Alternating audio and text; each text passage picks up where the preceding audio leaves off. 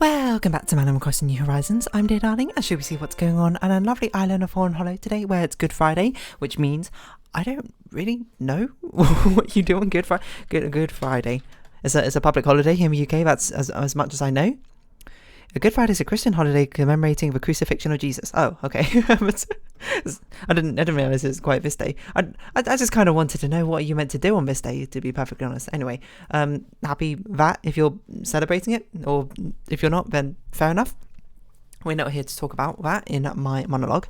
So anyway, hello there everyone. Right now in Fawnhallow at 6:05 PM on Friday, April 7th, 2023. I'm catching up on recording a bit more of my backlog, which I've not been able to do, surprisingly, for the past week for a little while. So I've recorded some Here Comes Nico, I've recorded some Cosmic Express. Yeah, and hopefully I'll record a few more, because I got a lot of time over this 4-day weekend or whatever, so hopefully I can get a lot more recording and other stuff which I need to get done. Maybe I'll start on the next thumbnail art as well, the one from following from Spiritfair, although I'm getting kind of worried because I think Here Comes Nico might also be ending somewhat soon. I'm predicting Here Comes Nico is going to end within the next month, which is okay, I know what game's following on from Here Comes Nico. I don't know if it's actually the best fit, because I think it's a bit more puzzly than it is mechanical, but I don't have as many mechanical games left, I think, on my to playlist, so we'll start to see how it goes. I'm going to actually, now I think about it, I feel like Shovel Knight should be on the list of games, mechanical games I should play, but it's never been there. I've never picked it up, so I don't know. Excuse me, just slow walking out.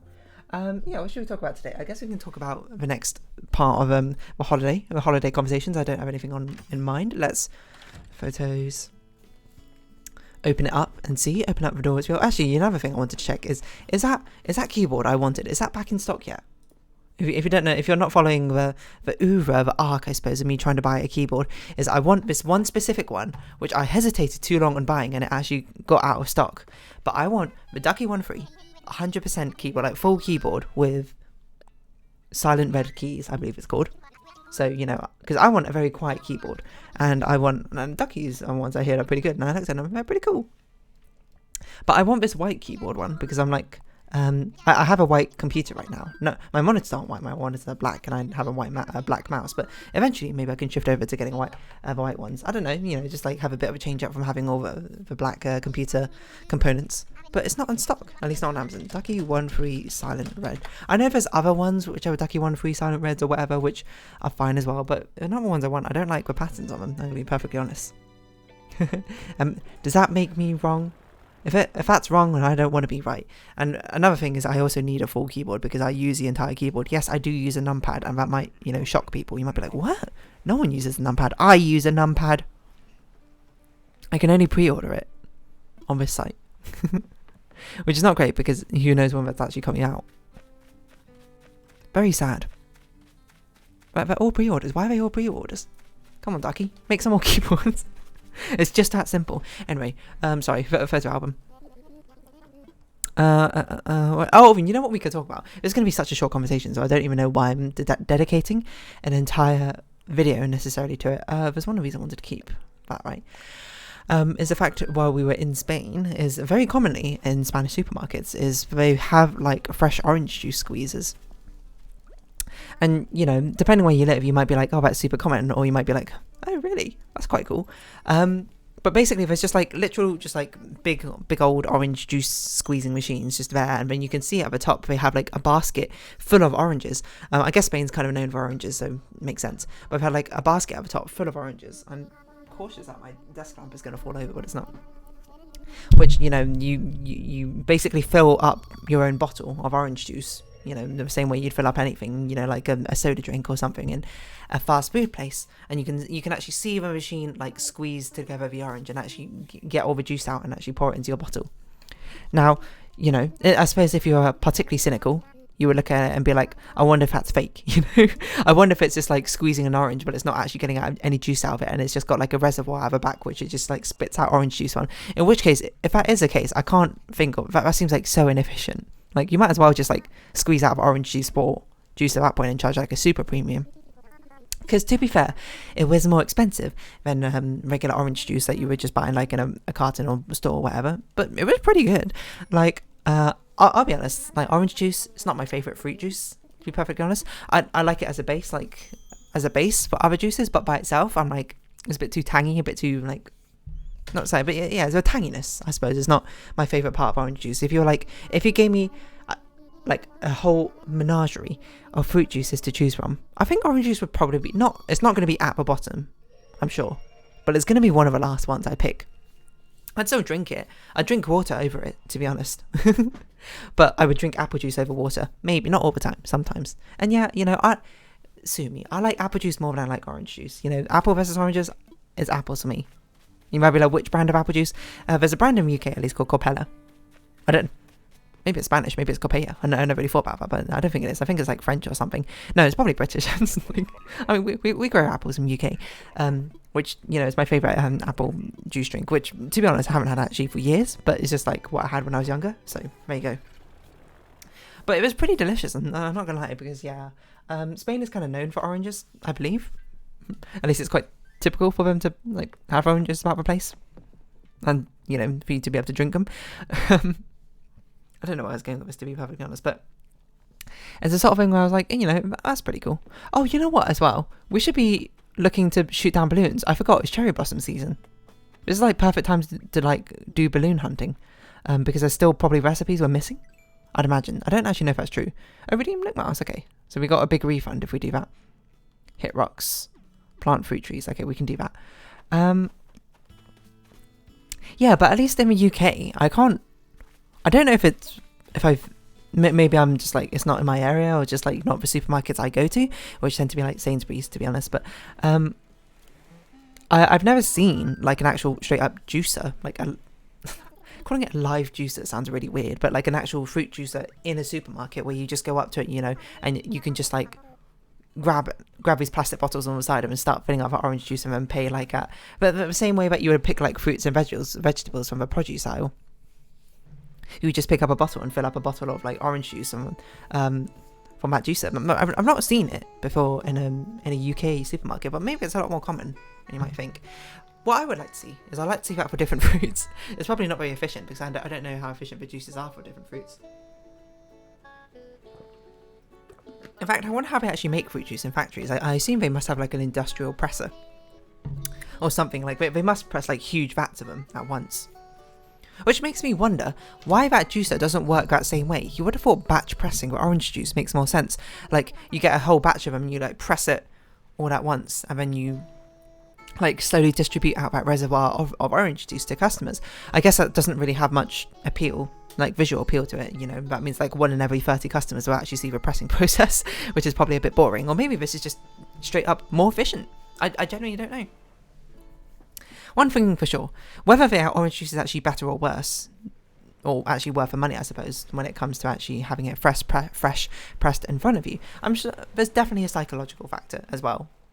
No, and I don't mean that in a disparaging way, I mean that in a good way, It's awesome that you can make things just sort of taste better without having to necessarily do much. Well, not do much, and there's obviously a lot more manual work, I'm not going to lie.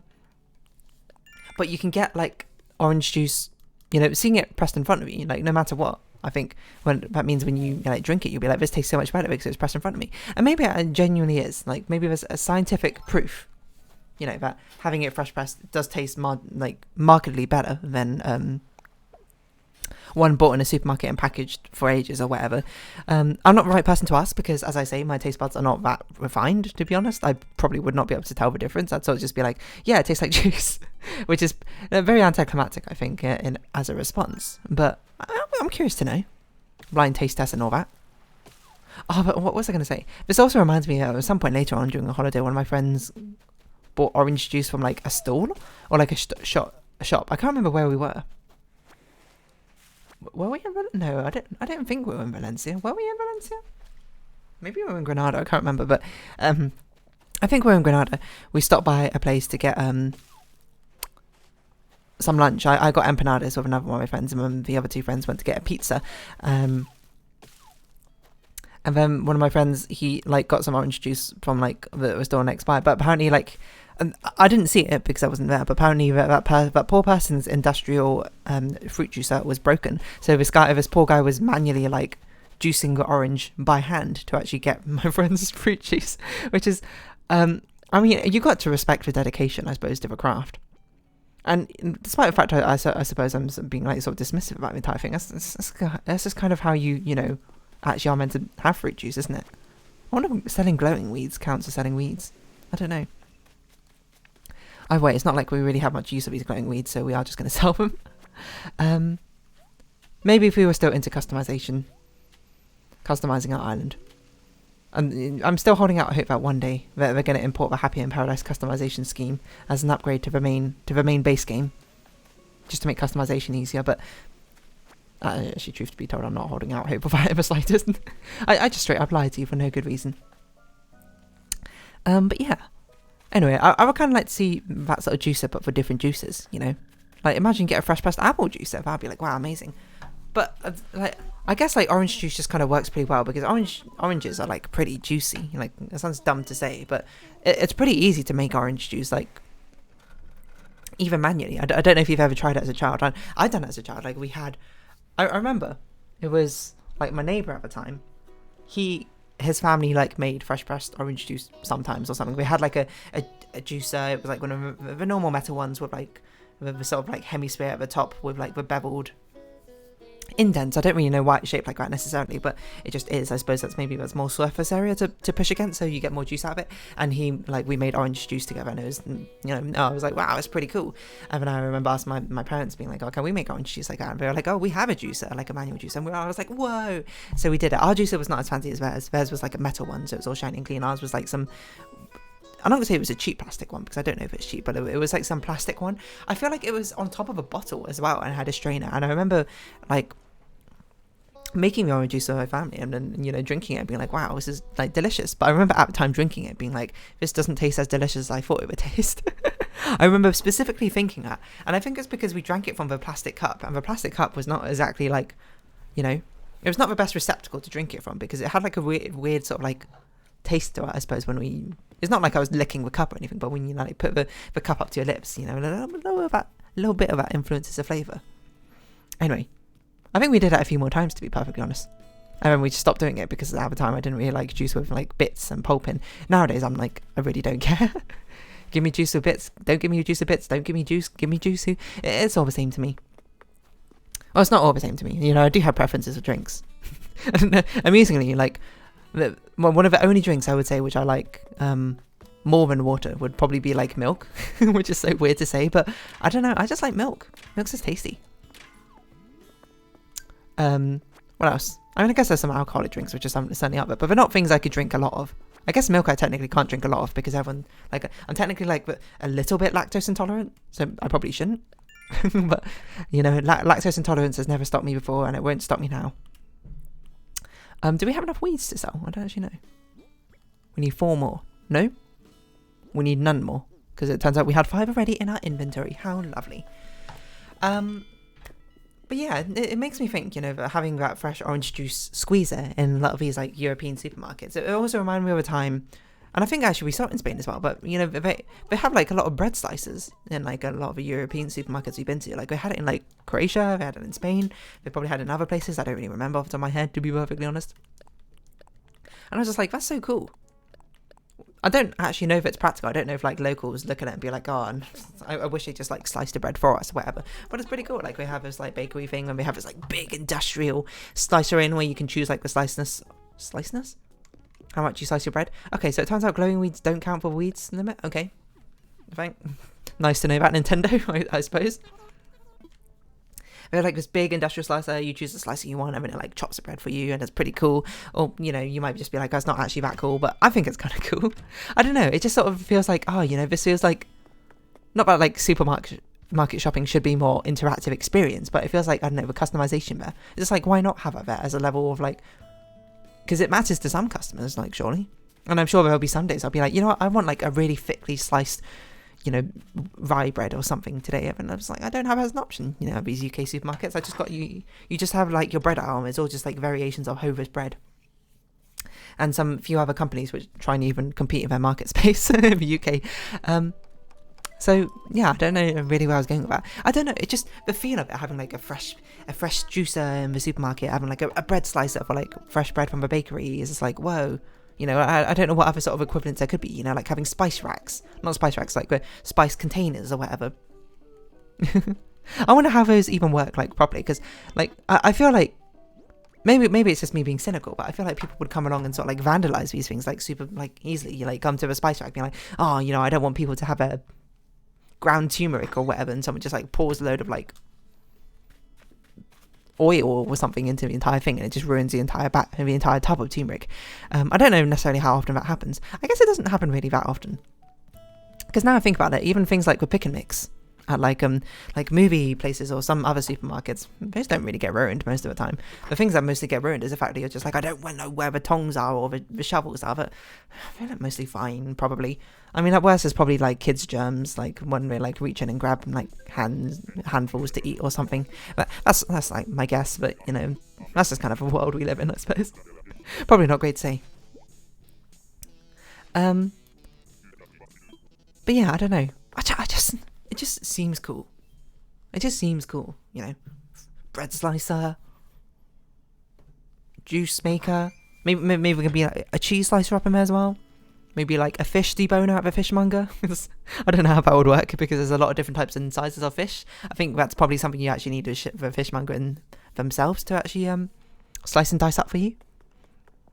I don't know. I'm probably getting dangerously close to being like, okay, we should just have everything be automated, just like in Japan, you know, vending machines for everything. Which I don't know, like, I don't think I'm like on the side where I'm like, oh, everything should be automated by robots. I think I'm actually on the side for being quite indifferent about it. To be honest, the more I think about it, you know, I think robots should take the jobs provided that no one else really wants them. You know, if no one else wants the jobs, like why not? I suppose. And if no one wants to interact with humans, then so be it. I think it helped things go smoother, especially things like fast food, you know, self-checkouts. I don't know. I guess because, you know, we're not like in the far future yet. I'm still sort of at the stage where I'm like, oh, robots are so cool when they do these sort of things. But maybe with the advent of AI, I should be more like, oh no, robots are getting too clever. Nah, you know what? I'm just saying, if robots end up being a dominant race, they deserved it in the end. If robots defeat humanity, and I suppose, you know, we become like robot civilizations, or we're sort of just there to be accessories to whatever society deems it in a robotic way, then I don't know. Robots are pretty smart. No, I like to think about we'll be able to live in a world where we, you know, robots and humans can live in harmony. What am I talking about? I'm just like talking about science fiction or things which is not going to happen, at least within my lifetime, probably. I'd be wild if it did, I'm going to be honest. Imagine that, a robot uprising happening when I'm, like, within a few years' times. I have no idea. You can do it. I would try and catch one for you, but unfortunately we've only got like 2 minutes, so I don't think I'm going to be able to catch up Roach for you. But yeah, I don't know. I don't know where I was going with all of this. Robot uprising, that's probably not going to happen. Or if it does, so be it. Maybe I have too a laissez-faire attitude towards things like this, hey? I don't know. I would just welcome my robot over. Is this where the conversation's going? Anyway, fresh squeezed orange juice. Fresh orange juice? Freshly squeezed juice, that's what this episode's going to be called, as I round this episode off here. So if you have been watching, thank you very much. It's been Animal Crossing New Horizons. I've been Dear Darling. Likes, comments, subscription, shares are greatly appreciated. Twitter, Discord down below. Hope we see each other again, but for now, it's our farewell. So until next time, bye bye for now.